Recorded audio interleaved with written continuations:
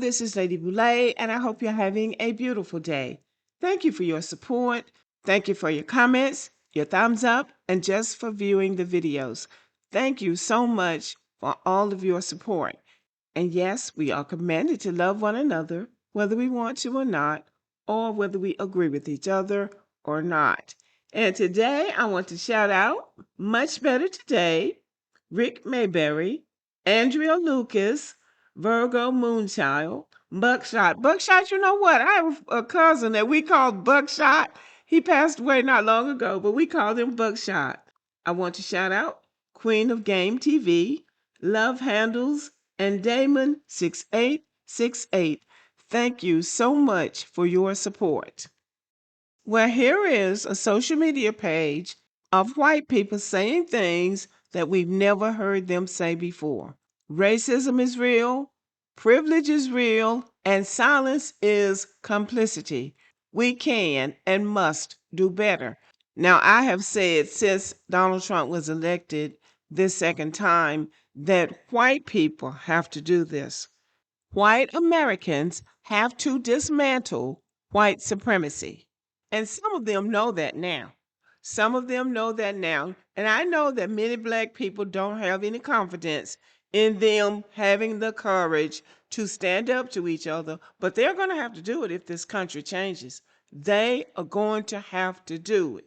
So the title of this video is, this time, white Americans are not staying silent, because they're not. It might not be a lot of them, but it's enough of them that's speaking up that they are not so easily sweeping things under the rug the way they have been in the past, especially with the Nolan Wells case down in Mississippi. So let's get into the video. I'm going to let you see some videos of what white people are saying about this case. Enter the District Attorney of Jackson County, Mississippi. No, thank you.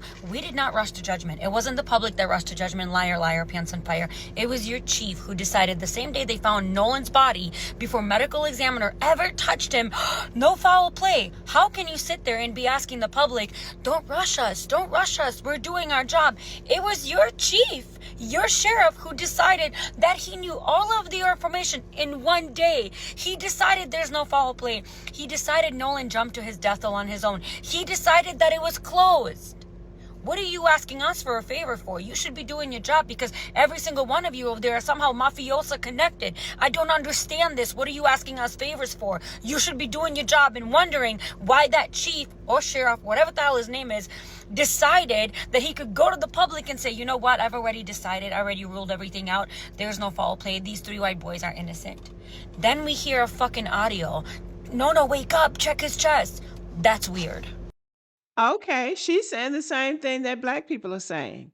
Why did the sheriff of Jackson County jump to the conclusion that there was no sign of foul play before any investigation was done, before the body was even examined? Why did he do that? So these people are incriminating themselves, as they have always done. But this time, what do we have that we haven't had in the past? Social media. Okay, here's somebody else. Sam with a Nolan Xavier Wells update, and this new recording is even crazier than the last, because why do they refuse the Coast Guard? And they talk about Jerry saying that they don't need the tow. Now, Jerry Ackerson is Wyatt Pyron's grandfather. Listen to this. A lot of people on board. He says he thinks about 7. I'm guessing they're all under 18.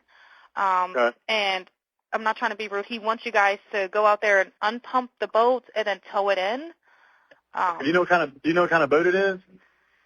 He said a Triton 24-footer, but that's all he can give me. Okay. All right. Yeah, I just actually got off the phone with his grandpa, who I'm guessing is the owner of the boat. And he said that Jerry. Yeah, he said, okay. I just hung up with him. He said that they don't need any help right now, but if something changes, he'll call me back. So I'm guessing that they may have figured it out, because that's what he said. So they're in a panic and their boat won't crank. Yeah, they're in a panic. He's saying the bilge is not keeping up. I asked for Coast Guard. He said no, but he's just really upset on the... So just to clarify, this is Captain Seth Ward from the Sea Tow Company And he is telling them that they didn't need a tow anymore, and that Jerry Ackerson, the grandfather, said they don't need it. She's saying they didn't need the Coast Guard. If I'm the grandfather and I own that boat, wouldn't I want to just do a welfare check and make sure my grandson is okay? I'm not going to try to figure all of this out, but this man has been on this case since the very beginning, and he has said from the beginning that something suspicious happened. Some of the white people are saying something even more inflammatory than that. Now, some of them are not on board with this. Some of them want to do the old status quo thing, kill a black person and cover it up. But some of them are realizing that that is not making America strong, and that is not making a more perfect union. And they are the ones who are going to have to speak out. It doesn't have to be a lot, but it just has to be enough. Black people cannot do this. These people have got to see other people's humanity if they want people to see theirs. 4 black people lost their lives in Mississippi under suspicious circumstances, all examined by Dr. Stacy Turner, who ruled every single one no foul play. Give us your medical license, bitch. She performed the autopsy of Nolan Wells, who drowned on Horn Island, surrounded by white families who never got him home, had all of his belongings, including his phone, wiped some of his data from it, never notified his family, and don't have their story straight. For generations, when a black person died under suspicious circumstances, especially in the South, white silence was the norm, especially decent white people, the ones who knew better, the ones who felt it in their spirit that they should stay quiet. So they whispered. They talked about it at the dinner table, but they didn't get on camera saying anything. They didn't upload videos.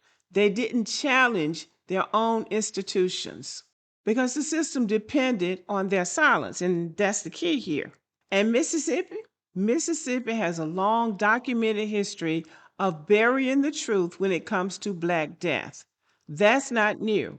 What's new is who's willing to say it out loud. And in these videos, these white people are willing to say it out loud. That's the change. And that's what's going to change things. It can be a white person from Michigan or Illinois, from Texas, but white people have to speak out and talk about how they cover things up. Black people are not stupid. Black people have known this all along, but black people couldn't do anything about it. And now we see the governor of Mississippi is trying to blame it all on Ben Crump and Al Sharpton.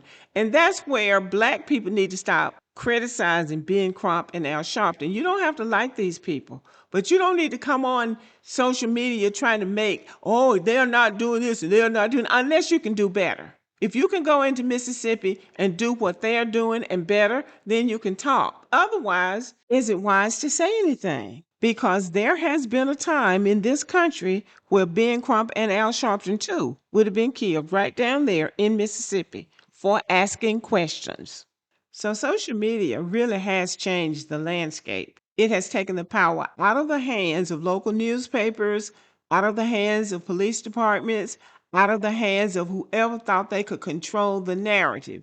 Now you can't bury a story in one county. You can't intimidate people into silence when millions of eyes are watching. You can't hide behind official statements when people are uploading their own footage, their own commentary, and their own receipts, as is happening in this case. The internet made it possible for everyday people, including white people who don't live in Mississippi, who don't owe Mississippi anything, to speak freely, and they're doing it loudly. Every time I think about something like this, I think about the book of Daniel. The angel told Daniel that there was going to come a time when knowledge was going to be greatly increased and travel is more extensive. I'm paraphrasing it, but it says something like that. That's the age that we're living in now. You can't hide things now and sweep things under the rug because the internet, because of social media. You still have to know the law for people who think that social media can break a case. You can bring attention to the case, but it still takes people who know the law to make people who are operating in the law do what the law books say. There have always been decent white people in this country. I was brought up in a small town in Alabama with a majority white population, so I know what I'm talking about. There's always been decent white people in this country. That's not new. What's new is that they finally have a platform where they can speak without the local consequences that used to keep them quiet. And now they're using it. They're calling out the sheriff, they're calling out the investigators, they're calling out the inconsistencies, and they're calling out the state. Some of them are even calling out the governor of Mississippi. That is new. And so now the people in Mississippi don't quite know what to do. They don't know how to hide this one. They thought, and in years past, when the sheriff came out and said there was no sign of foul play, that was the end of it. But it's not the end of it this time. And then the governor of Mississippi all but threatened Ben Crump and Al Sharpton and said they are the reason that the state is divided. Well, we've got news for him. But anyway, all of this is just a sign that things are not going their way this time. I just feel like white people, white Americans, have buried their heads in the sand long enough. And I think evidently they think it too, because it's a lot of them now on social media talking about this case, and they're talking about something not being right. So now they're finally seeing that Black people are not making all this stuff up. These things have been happening to Black people all the time. And now it might be Judgment Day for them this time. But anyway, I'm going to leave you with Nancy Grace. Hate, racial hate is being stirred. The pot is being stirred. And people are coming out. I looked at my Twitter the other day. I wish I hadn't. With the worst slurs. They're not, usually people will try to hide it. They're putting it in writing. It's just anger and hate, and it's boiled up in the form of this case. And I pray to God that we will get justice regardless, notwithstanding all the hate. I don't know where it's coming from. I can't identify with that. But I can tell you this, we're not letting go till we have an answer.